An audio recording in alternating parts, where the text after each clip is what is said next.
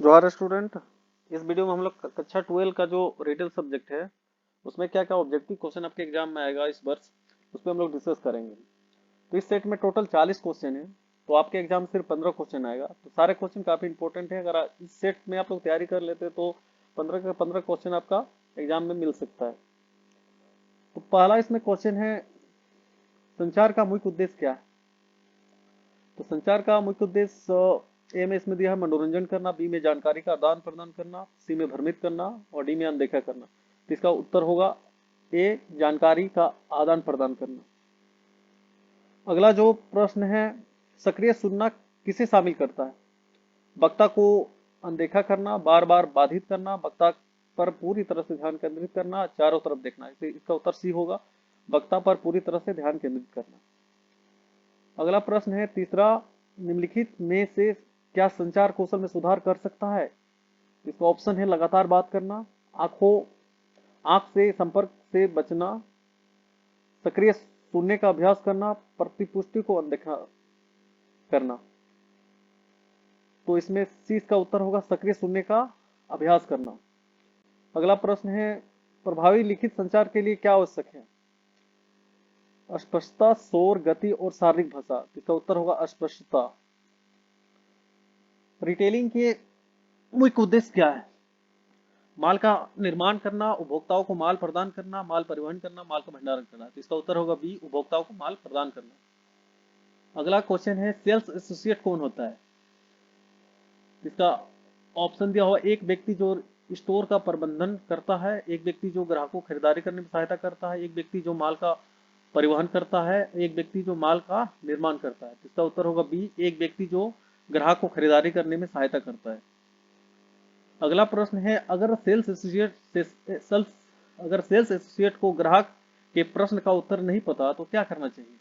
ग्राहक को अनदेखा करना चाहिए, उत्तर का अनुमान लगाना चाहिए, सुपरवाइजर या सहयोगी से मदद लेना चाहिए और ग्राहकों को छोड़ देना चाहिए। तो इसका उत्तर होगा सी, सुपरवाइजर या सहयोगी से मदद लेना। अगला प्रश्न है, नगद लेन देन संभालने के लिए कौन सा कौशल महत्वपूर्ण है। ए में शारीरिक शक्ति, बी में बुनियादी गणित कौशल, सी में खाना बनाने का कौशल, वाहन चलाने का कौशल। इसका उत्तर होगा बुनियादी गणित कौशल।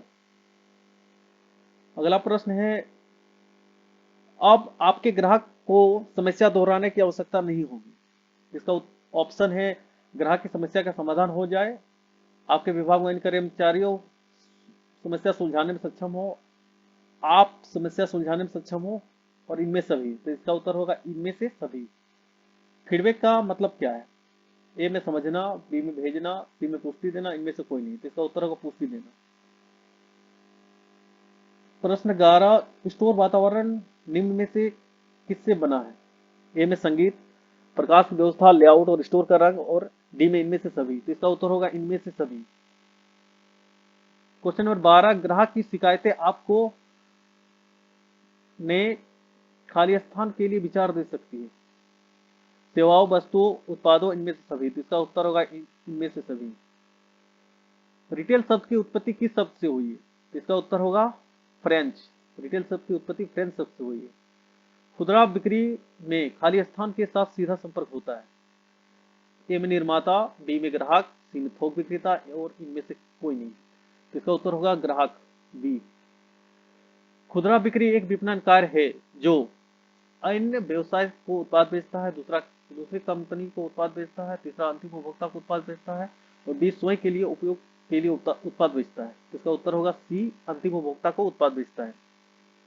क्वेश्चन नंबर 16, रिटेल स्टोर में जो खास वस्तु की बिक्री करता है वह है विशेष स्टोर, विभागीय स्टोर, सुविधा स्टोर, और इनमें से कोई नहीं। इसका उत्तर होगा ए, विशेष स्टोर।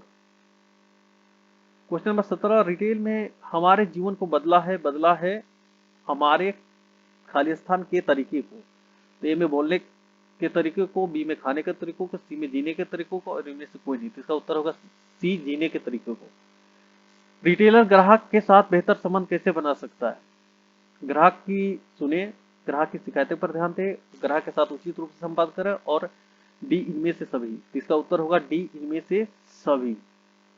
क्वेश्चन नंबर 19, रिटेलर को खाली स्थान की जरूरतें और इच्छाएं समझनी चाहिए। तो ये क्वेश्चन पिछले वर्ष भी आया था और इस वर्ष भी आ सकता है। इसका उत्तर होगा सी, ग्राहक। क्वेश्चन नंबर 20, कौन सी सेवा एक रिटेलर द्वारा ग्राहक को जीत दी जाती है? तो ये भी क्वेश्चन भी आए, पिछले साल भी क्वेश्चन आया था। तो इसका उत्तर होगा इनमें से सभी।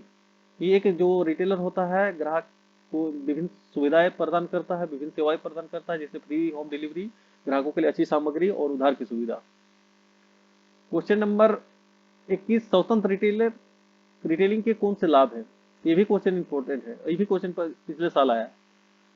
तो पंजीयन की आवश्यकता नहीं, निर्णय लेने में आसानी और कोई बाहरी दबाव नहीं, और इनमें से सभी। तो इसका उत्तर होगा इनमें से सभी।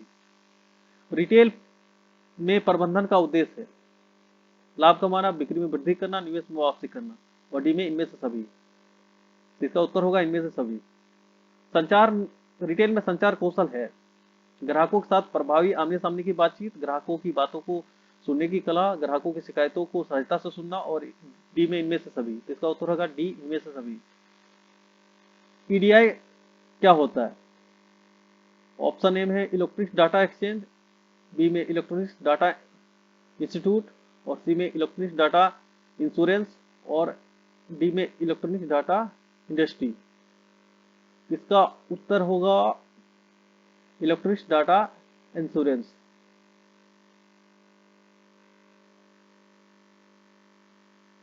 अगला जो क्वेश्चन है 25 नंबर वाला है, बड़े और पारदर्शी है जो कुछ चल रहा है जो स्टेयर में दिखाई दिया जाता है। ए में विंडो डिस्प्ले, बी में गंडोलाज, और सी में रेक, और डी में अलमीरा। तो इसका उत्तर होगा ए, विंडो डिस्प्ले।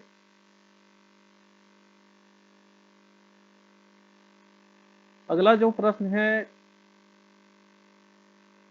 उपभोक्ता निम्नलिखित में कौन सा प्रमुख कारण ऑनलाइन शॉपिंग में जाते हैं और बताते हैं?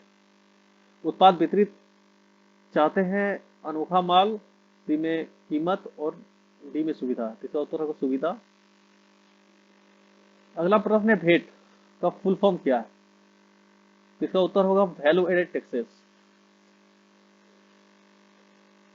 क्वेश्चन नंबर 28, एक खुदरा विक्रेता और संभावित ग्राहक के बीच व्यक्ति व्यक्ति की बातचीत होती है।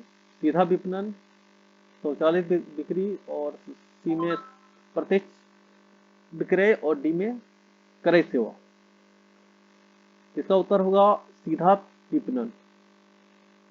अगला प्रश्न है, किसी खुदरा विक्रेता के प्रदर्शन का विश्लेषण करने के लिए प्रक्रिया कहलाती है? किसी खुदरा विक्रेता के प्रदर्शन के विश्लेषण करने की प्रक्रिया कहलाती है? ए में नियंत्रण, बी में प्रतिपुष्टि, और रणनीति योजना, और खुदरा लेखा परीक्षा। तो इसका उत्तर होगा सी, रणनीतिक योजना।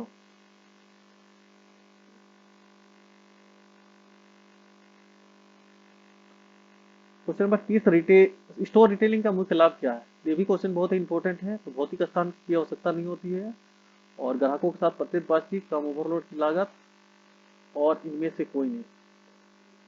स्टोर रिटेलिंग के लाभ क्या है? इसका उत्तर होगा बी, ग्राहकों के साथ प्रत्येक बातचीत। अगला क्वेश्चन है, कौन सा कारक उपभोक्ता खरीद व्यवहार को प्रभावित नहीं करता? सांस्कृतिक कारक, सामाजिक कारक, तकनीकी कारक, और इनमें से कोई नहीं। इसका उत्तर होगा ए, सांस्कृतिक कारक। एमआरपी का क्या है, मतलब एमआरपी का फुल फॉर्म क्या है? एमआरपी स्टैंड फॉर, इसका उत्तर होगा मैक्सिमम रिटेल प्राइस। अगला क्वेश्चन है, वितरण चैनल में उपभोक्ताओं से सीधा संपर्क होता है। इसका उत्तर होगा डी, रिटेलर का सीधा उपभोक्ताओं के साथ संपर्क होता है। अगला प्रश्न है 34, अच्छी ग्राहक सेवा के निम्नलिखित कौन है?